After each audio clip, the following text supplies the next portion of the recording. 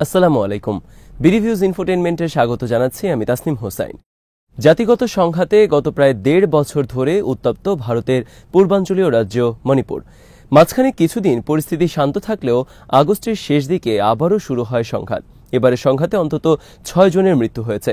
পরিস্থিতি সামাল দিতে ইন্টারনেট বন্ধ ও কারফিউ জারি করতে বাধ্য হয়েছে কর্তৃপক্ষ, কিন্তু তাদের উদ্বেগ কমেনি। বরং এবারে সংঘাতে একাধিক সশস্ত্র বিদ্রোহী গোষ্ঠীর জড়িত থাকার ঘটনা ভারত সরকারকে আরও বেশি উদ্বিগ্ন করেছে। বিদ্রোহীরা যেসব আধুনিক এবং উন্নত প্রযুক্তির অস্ত্র ব্যবহার করছে সেটিও নয়াদিল্লির টেনশনের বড় কারণ। এর আগে মণিপুরে ড্রোন ও রকেট হামলার মতো ঘটনা ঘটতে দেখা যায়নি। কী ধরনের অস্ত্র ব্যবহার করছে মণিপুর বিদ্রোহী গ্রুপগুলো, কোথা থেকে আসছে এসব অস্ত্রের যোগান, সেসব বিস্তারিত থাকছে আহমেদ বায়েজিদের প্রতিবেদনে।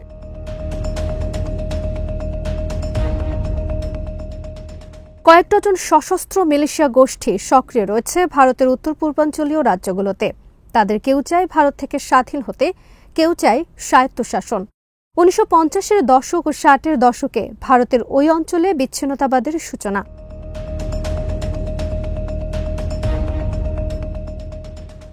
সাউথ এশিয়া টেরোরিজম পোর্টালের তথ্য মতে মণিপুরের সশস্ত্র বিদ্রোহী সংগঠনের সংখ্যা অন্তত ১.৫ ডজন। এর মধ্যে বর্তমানে সক্রিয় আছে এমন সংগঠনের সংখ্যা অন্তত ৮টি।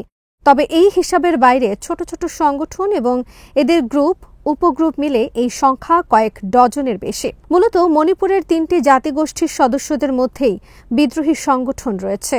এর মধ্যে সংখ্যাগরিষ্ঠ মেইতেই সম্প্রদায়ের মধ্যে সশস্ত্র সংগঠন আছে ডজন খানেক। এদের মধ্যে সবচেয়ে পরিচিত সংগঠন ইউনাইটেড ন্যাশনাল লিবারেশন ফ্রন্ট বা ইউএনএলএফ।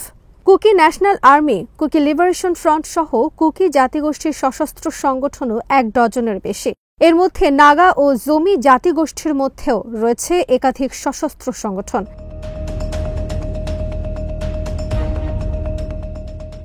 এসবের মধ্যে কিছু সংগঠন বর্তমানে ভারত সরকারের সাথে একটি চুক্তির অধীনে বিদ্রোহী তৎপরতা বন্ধ রেখেছে।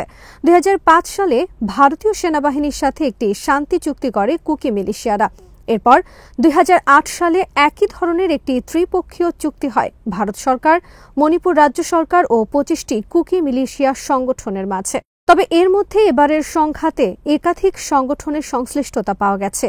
সংগঠনগুলো চুক্তি ভঙ্গ করে আবার বিদ্রোহী তৎপরতা শুরু করেছে এমন ধারণা করা হচ্ছে।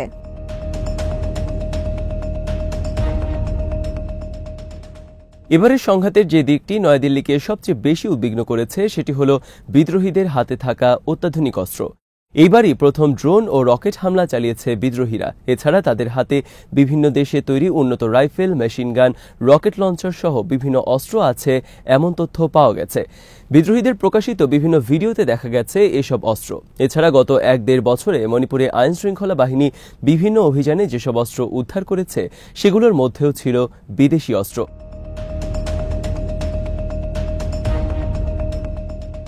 সামাজিক যোগাযোগ মাধ্যমে প্রকাশিত বিভিন্ন ভিডিও ও উদ্ধারকৃত অস্ত্রের প্রকারভেদ বিশ্লেষণ করে ভারতীয় সংবাদ মাধ্যমে ইন্ডিয়া টুডে জানিয়েছে, বিদ্রোহীদের হাতে এখন ভারতীয় ছাড়াও চীন, যুক্তরাষ্ট্র, ব্রিটেন ও মিয়ানমারের তৈরি অস্ত্র রয়েছে।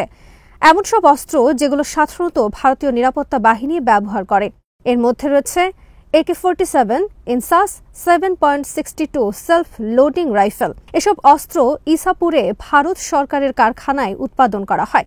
এছাড়া বিভিন্ন ধরনের স্টিন্ড কার্বাইন মেশিনগানও দেখা গেছে বিদ্রোহীদের হাতে।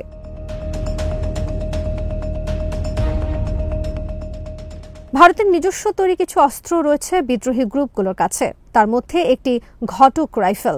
ধারণা করা হচ্ছে বিভিন্ন সময় নিরাপত্তা বাহিনীর ক্যাম্প লুট করে এসব অস্ত্র হাতে পেয়েছে বিদ্রোহী গ্রুপগুলো।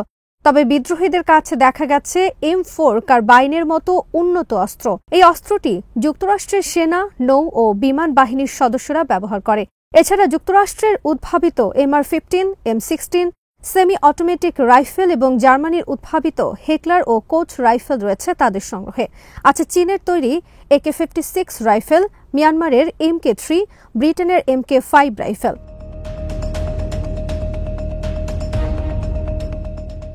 ইন্ডিয়া টুডের বিশ্লেষণে বলা হয়েছে, মণিপুরের কুকি ও মেইতেই উভয় সম্প্রদায়ের বিদ্রোহীদের হাতেই এসব অস্ত্র রয়েছে।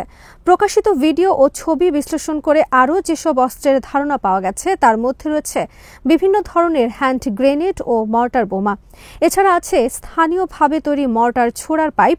বিদ্রোহীদের হাতে থাকা 51 মিলিমিটার মর্টার শেল 1 কিলোমিটার দূর পর্যন্ত টার্গেটে আঘাত হানতে পারে, আর 81 মিলিমিটার মর্টারের অ্যাটাক রেঞ্জ 5 কিলোমিটার পর্যন্ত।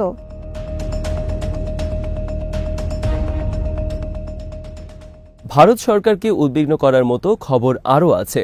মণিপুরের বিদ্রোহীরা ইতোমধ্যে নিজেদের অস্ত্র ভাণ্ডারে উচ্চমাত্রার বিস্ফোরক সমৃদ্ধ অ্যান্টি ট্যাঙ্ক ওয়েপন যুক্ত করেছে। যে কোনো ধরনের সামরিক যান ধ্বংস করতে এসব অস্ত্র খুবই কার্যকর। সম্প্রতি কুকি ন্যাশনাল ফ্রন্ট মিলিটারি কাউন্সিলের এক সদস্যের তৈরি একটি ভিডিও কন্টেন্টে দেখা গেছে গোষ্ঠীটির সদস্যরা কাঁধে বহনযোগ্য রকেট লঞ্চার নিয়ে হাঁটছে।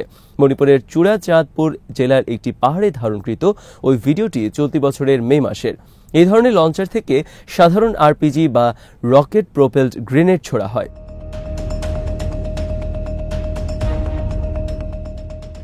ব্রিটেন ভিত্তিক একটি পর্যবেক্ষক সংস্থার মতে, কুকি আর্মির হাতে যেসব আরপিজি লঞ্চার দেখা গেছে এগুলো চীন ও রাশিয়ার উদ্ভাবিত। এছাড়া ভিডিওতে যেসব ড্রোন উঠতে দেখা গেছে সেগুলো চীনা একটি কোম্পানির তৈরি করা বলে জানিয়েছে ইন্ডিয়া টুডে। চলতি মাসের হামলায় এসব ড্রোন ব্যবহার করা হয়েছে বলে মনে করা হচ্ছে।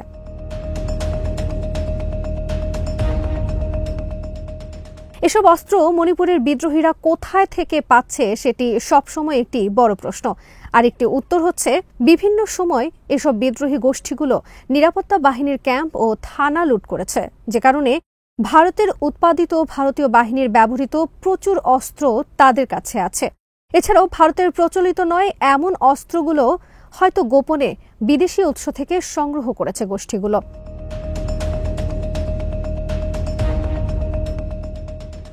ভারত সরকার অবশ্য বরাবরই এজন্য প্রতিবেশী চীনকে দায়ী করে।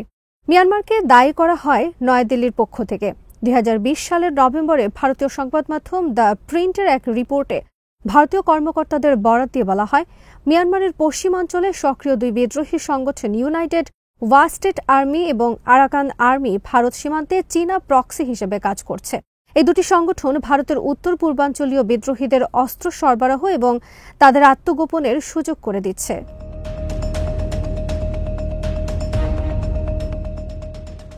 ভারতীয় কর্মকর্তারা জানিয়েছেন, ভারতের বেশ কয়েকটি নিরাপত্তা সংস্থা চীনা সমর্থনের বিষয়ে নরেন্দ্র মোদীকে সতর্ক করেছেন। সতর্কবার্তায় বলা হয়, ভারতের মোস্ট ওয়ান্টেড তালিকায় থাকা অন্তত 4 জন বিদ্রোহী নেতাকে ওই বছর অক্টোবরে চীনের দক্ষিণাঞ্চলীয় কুনমিং শহরে দেখা গেছে। সেখানে তারা বিদ্রোহীদের প্রশিক্ষণ ও অস্ত্র সরবরাহ নিয়ে কাজ করেছেন।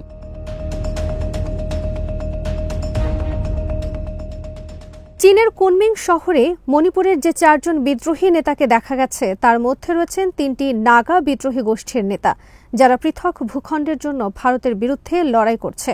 তাদের বিরুদ্ধে চীনের সামরিক বাহিনীর বর্তমান ও সাবেক কর্মকর্তাদের সাথে সাক্ষাতের অভিযোগও আছে।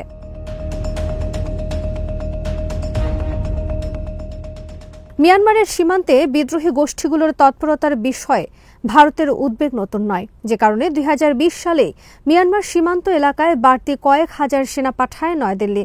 তবে চীন বরাবরই ভারতীয় বিদ্রোহীদের মদত দেওয়ার অভিযোগ অস্বীকার করে এসেছে। অভিযোগ ওঠার সাথে সাথেই চীনের পররাষ্ট্র মন্ত্রণালয় বলেছে, তারা কোনো দেশের অভ্যন্তরীণ বিষয়ে নাক গলায় না এবং তারা অস্ত্র রফতানির ক্ষেত্রে সর্বদাই দায়িত্বশীল আচরণ করে।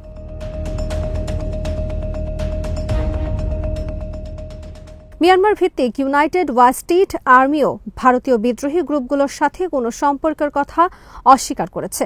যদিও এসব স্বীকার অস্বীকারের বাইরেও বিশ্ব রাজনীতিতে এমন অনেক বিষয় থেকে যায় যেগুলো নিয়ে বিভিন্ন সময়ই আলোচনা হয়। ভারতের বিদ্রোহীদের প্রতি মিয়ানমারের হাত ঘুরে চীনের সমর্থনের বিষয়টিও সম্ভবত তেমনই একটি বিষয়।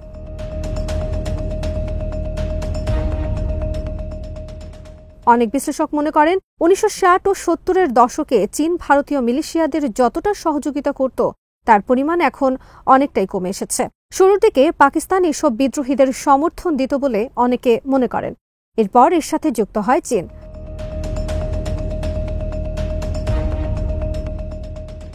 সুইডিশ সাংবাদিক ও আঞ্চলিক রাজনীতি বিশেষজ্ঞ বার্টিল লিটনার 2012 সালে প্রকাশিত একটি বইয়ে দাবি করেন, পরবর্তী সময়ে চীন জাতিগত বিদ্রোহীদের প্রধান অস্ত্র ও প্রশিক্ষণ সহযোগিতা দেয়া দেশ হয়ে ওঠে।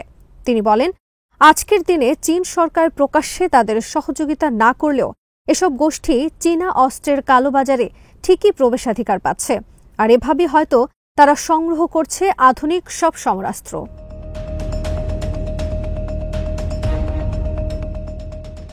আজ এখানে শেষ করছি। সমরাস্ত্র, প্রতিরক্ষা ও কূটনীতি নানা তথ্য জানতে চোখ রাখুন বিডিভিউজ ইনফোটেইনমেন্টে। চ্যানেলটি ভালো লাগলে সাবস্ক্রাইব করুন, সংযুক্ত থাকুন আমাদের ফেসবুক পেজে। আল্লাহ হাফেজ।